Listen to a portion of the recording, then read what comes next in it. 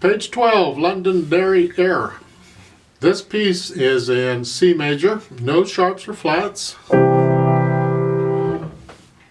It's in common time, which is 4/4 time, so a quarter note's going to get a count. Over on page 13, in the third line down, you see a fermata in the last measure. I'm going to hold it for 2 counts instead of 1 because I'm playing with a metronome. We want to hear the melody. Melody is kind of going back and forth between the hands. Look at the very beginning, the first 2 measures, just the melody. It goes here.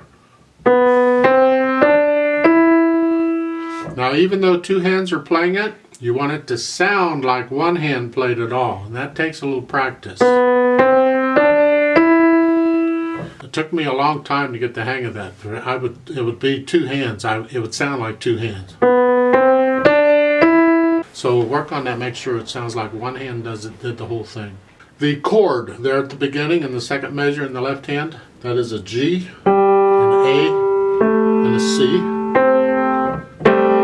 Looks ugly. Sounds a little ugly. That's what it is. When you're figuring out these chords, you spell them out. That's what I call spelling them out. You start with the bottom note, and 1 note at a time, each note. G, the A, and the C. And you have it.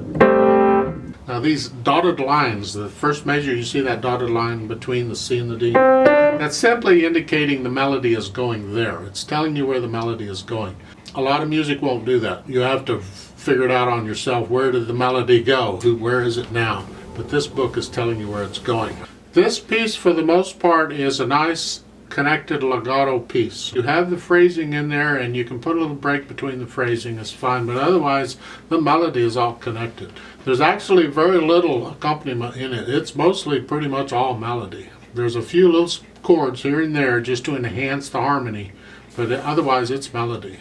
At the bottom of page 12, the last 2 measures in the right hand, you have an E and a G.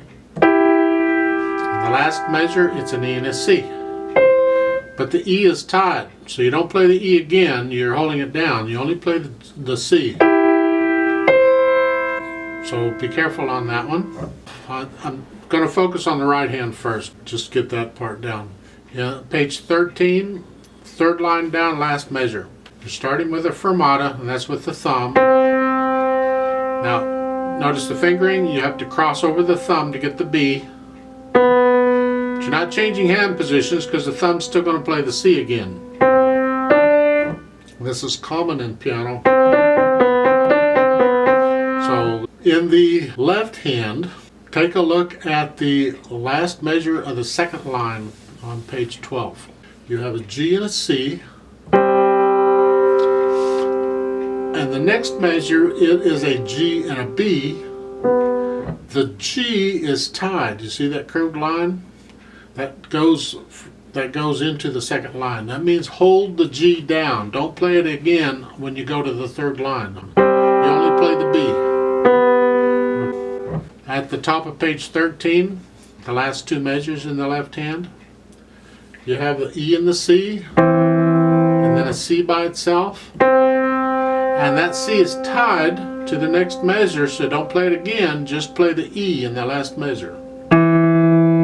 Just pointing out the ties because they can trick people. They fool you. You forget about them, and they're important.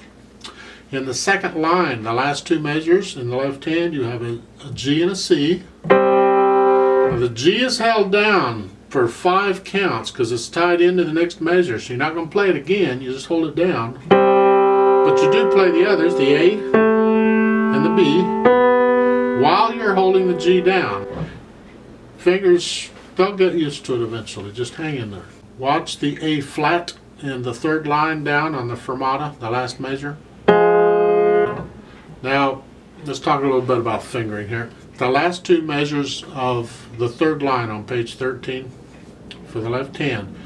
C and the G is with 5 and a 1. And then you cross over with the 2 and the 3 to get the F and the A flat. And that's doable. You can do that. Really, you can. It's okay. The last 2 measures of the piece on page 13 at the bottom there for the left hand. Look at this. Let's talk about this 1 note at a time. You're starting out with a C on the bottom, a whole note. That is tied to the C in the next measure. So once you play that C, you're not playing it again. You're going to hold it down throughout the whole mess. The next note is an F, half note, which goes to an E and a D, and then an E in the last measure. Notice I'm holding the C down. Now the top note is a G, and it's tied 3 times. So again, you're not going to play the G again. You're going to hold it down all the way to the end. The only notes that get played are the middle notes. So it's here.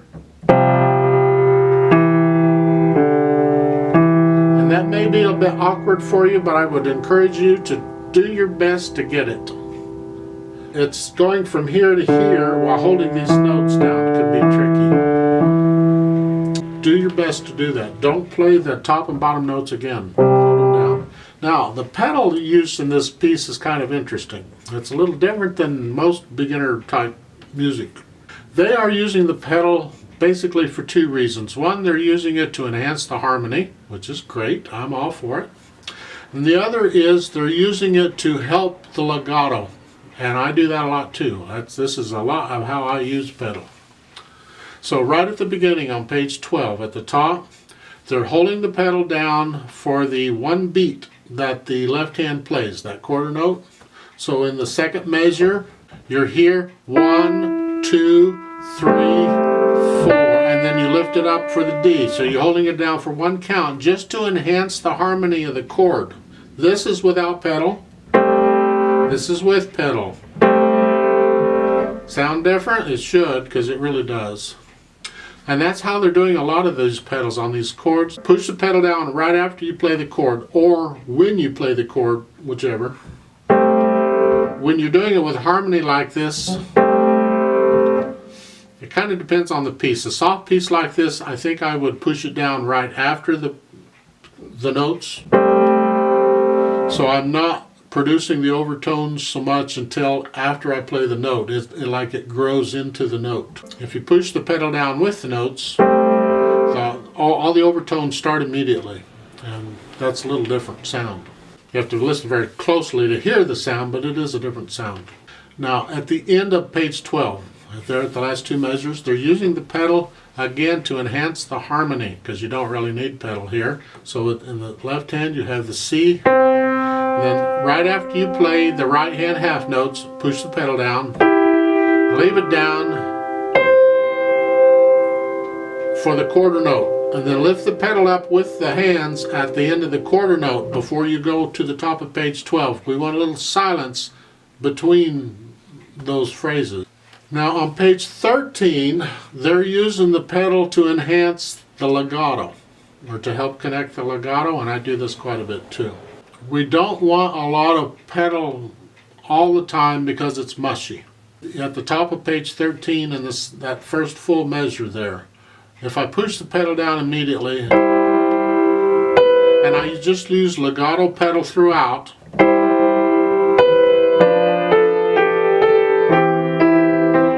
it gets mushy. Yeah. If you like mushy, go for it. They're using it only a little bit to help enhance moving the left hand, because it's got to go from chord to chord to chord, and they want to connect the chords without it being mushy. So they're going to push it down right toward the end, like on the last beat. I would recommend pushing the pedal down after you play the 4th beat in the right hand. So it's here, and I play the B, and then push the pedal down, and keep it down till after you play the note in the next measure. That connects them sound-wise.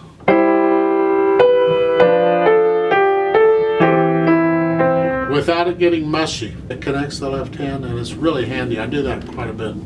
Throughout most of this page, you're doing that same style. In the 3rd line down, they're telling you go ahead and use legato.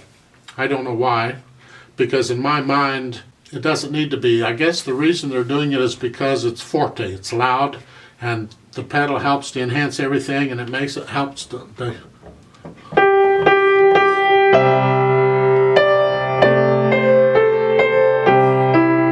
but in my mind, it's just loud mushy.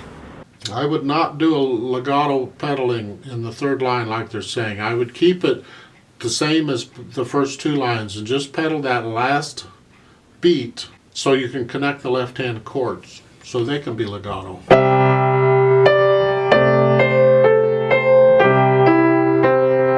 In the last line on page 13, again, the purpose of the pedal really is to connect the left-hand chords so they're legato. So you're starting with this, and on the last beat you'll push it down so you can connect it to the next measure. And then right before you play the third beat, push it down so you can connect it. And then right before you play the next measure, push it down so you can connect it. So the left hand is connected. But you don't want the pedal down all the time because that's too much. That's too much sound. We're cutting down on the sound a little bit, and this is a technique we can use to do that. Pedal is used for a multitude of things, and here it's just being used to help make chords legato. It's not used to enhance this. On page 12, it's being used to enhance the chord, the sound of the chord. On page 13, it's being used to help the legato. This is a good exercise in pedaling. Let's try this together. There is an RIT at the bottom of page 13, which I'm going to ignore because the metronome doesn't RIT. I have the metronome set at 70 because there are no eighth notes in this. I think we can handle that. It's got a 3-beat pickup. Notice the first measure only has 3 counts. Well, the last measure has 1, so it all works out. So I'm going to give us 5 counts total. The 4 counts for 4 beats, measure, add plus 1. You're starting here, here, foot's on the pedal. Here we go. 1, 2, 3, 4, go. 1, 2.